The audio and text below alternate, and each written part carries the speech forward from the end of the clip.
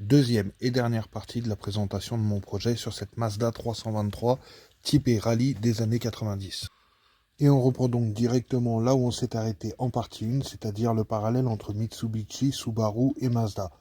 Chez Mazda, si on voulait une alternative un peu plus agressive de la 323 Familia BA, fallait s'orienter sur un kit Touring proposé à l'époque par Mazda Speed qui incluait des modifications esthétiques / aéro et quelques modifications mécaniques. Mais on va pas se mentir, on était loin de ce que proposait forcément la Lancer Evolution et l'Impreza WRX STI de même époque. J'ai donc entrepris de commencer le projet de créer une voiture qui aurait pu potentiellement être créée par Mazda à l'époque pour poursuivre en WRC. Pour ce faire, je me suis aidé essentiellement de pièces Mazda, mais vous allez voir, il y a une petite exception quand même. Et oui, les plus observateurs d'entre vous et les plus connaisseurs ont reconnu le béquet de l'Impreza GT2000.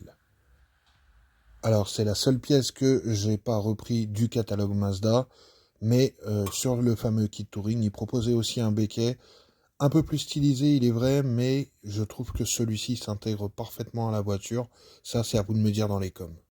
L'écope de capot provient bien de la Mazda 323, mais de la version turbo diesel. Le tableau de bord a été emprunté à la Mazda MX-3 Phase 2.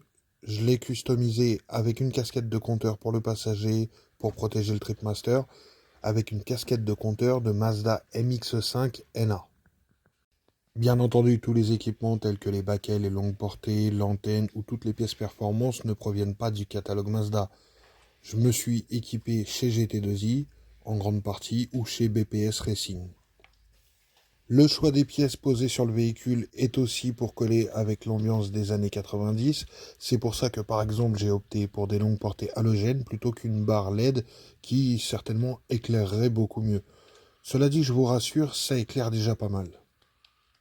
En résumé, en grand fan de voitures de rallye des années 90 et en particulier les japonaises, je me suis créé ma voiture de rallye des années 90, mon interprétation. Et même si elle n'est qu'à 90% terminée, je suis parti de ça pour arriver à ça.